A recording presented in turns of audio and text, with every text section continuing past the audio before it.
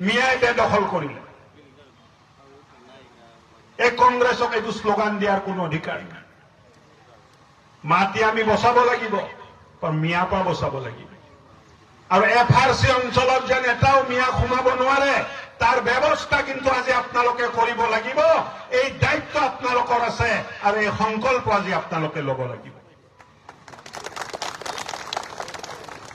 মিয়া যদি সোমাই শেষ আৰু বুজি পালে নে নাই? এতিয়া সোমাব দিবনে নিদিয়ে মিয়াক? এই মিয়াক সোমাব দিবনে নিদিয়ে? দিব।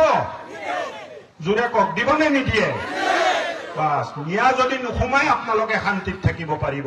আৰু এই কাৰণে আমি ক'ব খুজিছো যে মিয়া ভাগাও, FRC বচাও।